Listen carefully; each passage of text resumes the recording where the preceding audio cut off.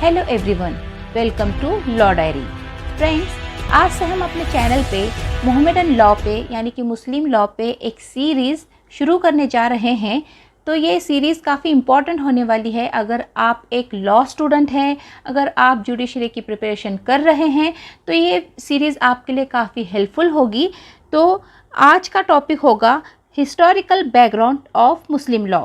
तो वीडियो काफ़ी इंपॉर्टेंट होने वाली है, वीडियो में एंड तक बने रहिएगा। बढ़ते हैं वीडियो की ओर। जहाँ तक बात करें हम लॉ की, तो या तो वो टेरिटोरियल होते हैं या फिर पर्सनल होते हैं।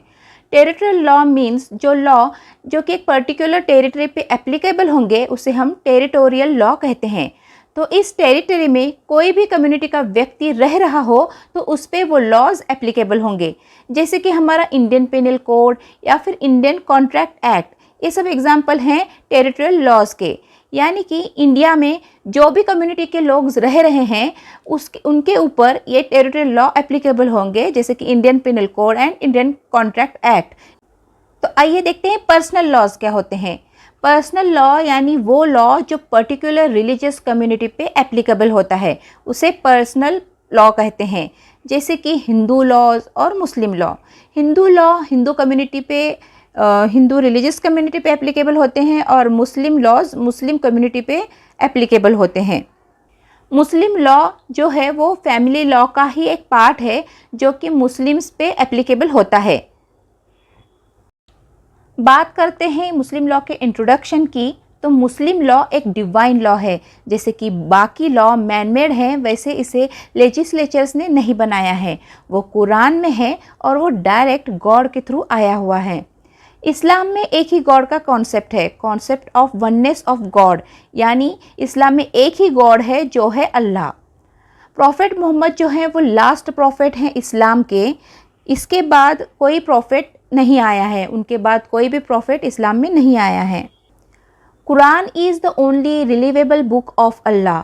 मुस्लिम जो हैं वो प्रीचर्स को, प्लीडर्स को एक्नॉलेज तो करते हैं पर वो उनको प्रॉफिट नहीं मानते। इस्लामिक सोसाइटी कभी भी कास्ट के बेसिस पे डिवाइडेड नहीं थी। अल्लाह के नज़र में सबको इक्वल ही माना जाता था। अब हम डिस्कस करेंगे इस्लाम किसे कहते हैं, what is Islam. Islam means अपने आप को सबमिशन कर देना जो अल्लाह की इच्छा है, यानी अपने आप को अल्लाह की मर्ज़ी पे सौंप देना। Islam means the establishment of peace. ये जो वर्ड है इस्लाम वो 8 बार डिस्क्राइब हो चुका है कुरान में।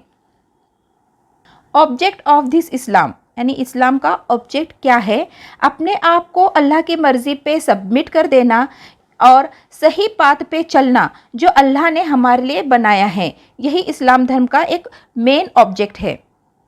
अब हम डिस्कस करेंगे Arabic society before the revelation of prophet Muhammad, यानी प्रॉफिट मोहम्मद जी के आने से पहले अरेबिक सोसाइटी में क्या कस्टम्स, रूल, रेगुलेशन फॉलो किए जाते थे, उस पर हम एक नज़र डालेंगे, जिसे प्री इस्लामिक अरेबिया यानी कि अय्याम ए जहलिया भी कहते हैं।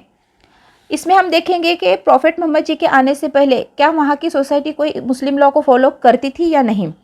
तो प्रॉफिट मोहम्मद जी से पहले वहाँ पे कोई भी लॉ एग्जिस्ट नहीं किया करता था। उस समय जो भी मैटर्स वहाँ क्रिएट होते थे, जो प्रॉब्लम्स होती थी, जो डिस्प्यूट्स हुआ करते थे, वहाँ पे जो एक कबीले के जो सरदार हुआ करते थे, जो चीफ थे, वही उसको सॉल्व किया करते थे। अरब के जो भी कस्टम थे वो काफ़ी बारबरस एंड इनह्यूमन थे, यानी कि क्रूर और अमानवीय थे। उस टाइम पे वुमेन्स को कोई भी लीगल राइट्स नहीं थे। वहाँ पे बच्चियों को जिंदा दफनाया जाता था।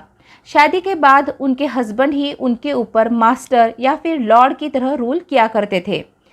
इस तरह वहाँ के जो भी कस्टम थे वो अगेंस्ट ह्यूमैनिटी के थे। लेडीज़ को वहाँ एनिमल्स की तरह ट्रीट किया जाता था। पॉलीगैमी यानी बहुत सारी शादियाँ करना जो कि यूनिवर्सल एप्लीकेबल हो रही थी। डिवोर्स आम हो रहे थे। गैम्बलिंग, बार्बरस बिहेवियर बहुत ज़्यादा हो रहा था, जो उस टाइम के सोसाइटी पे बहुत ज़्यादा अफेक्ट कर रही थी ये चीज़ें। उस पीरियड को जब इस्लाम ने रिफॉर्म्ड किया गया तो उसे अय्याम इल जहलिया यानी द पीरियड ऑफ इग्नोरेंस या वाइल्डरनेस ऑफ सेवेजरी, यानी कि उसको हम जाहिलियों का पीरियड भी कह सकते हैं। बहुत ही जंगलीपन था उस टाइम, उस पीरियड में। अब हम डिस्कस करेंगे the prophet Muhammad and advent of Islam. यानी प्रॉफिट मोहम्मद का जन्म कब और कहाँ हुआ, किन हालातों में हुआ, क्या सिचुएशन थी वहाँ, ये सब हम देखेंगे। प्रॉफिट मोहम्मद जी 571 AD में पैदा हुए थे मक्का शहर में। उनके पैदा होने से पहले ही उनके पिता अब्दुल्लाह की मौत हो चुकी थी। वो एक पोस्थमस चाइल्ड थे। उनकी माँ का नाम अमीना था। 6 साल की उम्र में उनकी माँ की डेथ हो गई। उनके माता पिता के बाद उनके ग्रैंडफादर जो थे अब्दुल मुतल्लिब, उन्होंने उनकी परवरिश की। वो भी 2 साल बाद गुजर गए, उनकी भी डेथ हो गई। उनके बाद उनके अंकल अबू तालिब ने उनकी परवरिश की।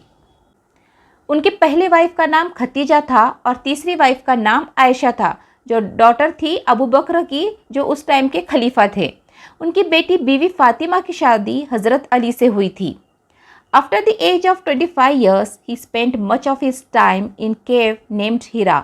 उन्होंने अपना ज़्यादा से ज़्यादा समय एक गुफा में गुजारा जिसका नाम गारे हिरा है, जो आज भी अरब कंट्री में मौजूद है, जहां उन्होंने प्रेयर्स की, मेडिटेशन किए। तो उनकी उम्र के 40 साल में ही उन्हें पहली वाही यानी मैसेज रिसीव हुआ गॉड का, किसके थ्रू? जिब्राइल के थ्रू, जो एक एंजल थे, रिवेलेशन थे, एंजल ऑफ रिवेलेशन थे। उनके पहले फॉलोअर्स में उनकी पहली वाइफ खतीजा, वराका एक ब्लाइंड स्कॉलर थे, अबू बकर, उमर एंड उस्मान थे।